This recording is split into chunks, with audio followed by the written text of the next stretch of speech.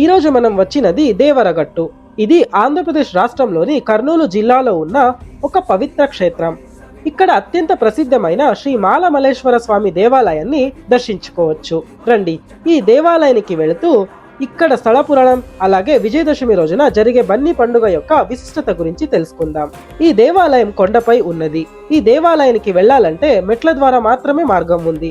ఈ దేవాలయానికి వెళ్లే దారిలో కొన్ని చిన్న దేవాలయాలను మనం చూడొచ్చు.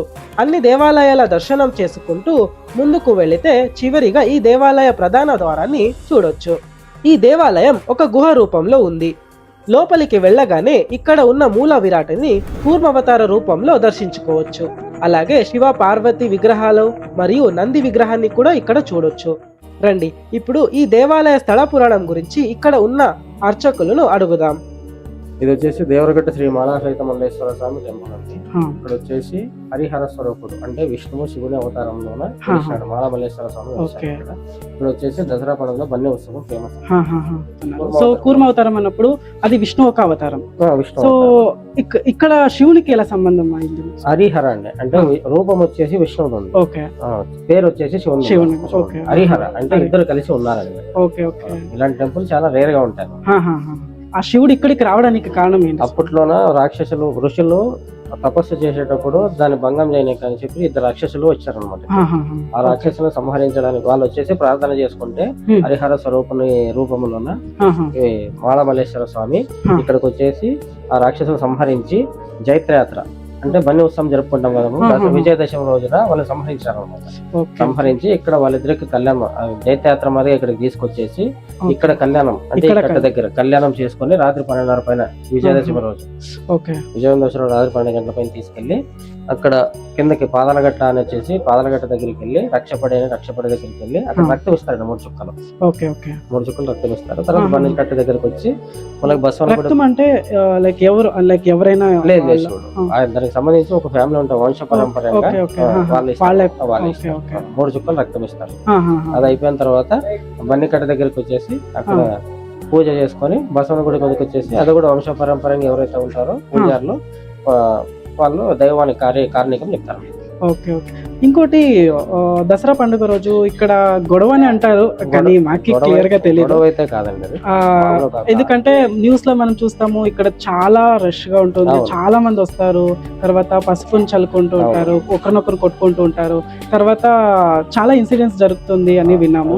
అది ఎంతవరకు నిజం? అంటే అది ఎందుకు అలాగా స్టార్ట్ అయింది? అప్పట్లోన మామూలుగా పులులు సింహాలు ఉండేవి అనమాట. అడవి ప్రాంతం కాబట్టి అప్పట్లో రావాలంటే కూడా జనాలకు మామూలు పండుగ నైట్ టైం కాబట్టి ఉత్సవం జరిగేది. కట్టెలు దిబిటలు మామూలు దీపాల మాదిరిగా పట్టుకొని వచ్చేవాళ్ళం. అప్పుడు వస్తూ పోతూ అది ఏమైపోయిందంటే ఆచారంగా మారిపోయింది. అది వచ్చేసి ఎవరు కావాలైతే మా చుట్టుపక్కల గ్రామ ప్రజలు ఎవరు పుట్టుకోరు. మామూలు ఏదో స్లిప్ అయి పడినట్టు మామూలుగా కానీ అది ఫ్రేమ్ చేసేటప్పుడు మామూలు ఇంకా చిన్న చిన్న అది ఒక ఆచారం మాదిరి అది వచ్చి దీంట్లో వచ్చేసి ఎవరినో కొట్టుకునే ఉద్దేశం అయితే ఇది ఒక ఆచారం మాదిరిగా జరుపుకుంటాం. ఇంకోటి అడగాల్సింది స్వామి, ఇక్కడ ఆదివారం చాలా ముఖ్యమని అంటారు. ఆదివారం ఈ శివుడికి వచ్చేసి జనరల్ గా శివుడు అంటే సోమవారం ఉంటుంది, ఇక్కడ మాత్రం హరిహర స్వరూపుడు కాబట్టి ఆదివారం. విష్ణువుకి వచ్చేసి ఆదివారం కాబట్టి శివునికి సోమవారం ఉన్నా కానీ ఇక్కడ మాత్రం ఆదివారం రోజు. అలాగే ఆదివారం పూట అమావాస్య రోజు ఉన్నప్పుడు ఇంకా చాలా పురాణాల ప్రకారం ఈ ప్రాంతంలో మణి మరియు మల్లాసుర అనే ఇద్దరు రాక్షసులు నివసించేవారు. ఋషి మునులను వేధించేవారు.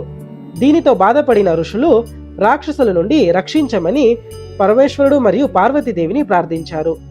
విజయదశమి రాత్రి భగవంతుడు కూర్మావతార రూపంలో మూల విరాటుగా దేవరగుట్ట కొండపై ప్రత్యక్షమై మణి మరియు మల్లాసురులను సంహరించాడు.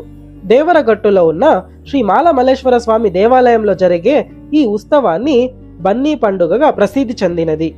ఈ పండుగ సమయంలో కర్ణాటక, తమిళనాడు, ఆంధ్రప్రదేశ్, తెలంగాణ వంటి సమీప రాష్ట్రాల నుంచి కూడా వేలాది మంది భక్తులు దేవరగట్టుకు తరలి వస్తారు.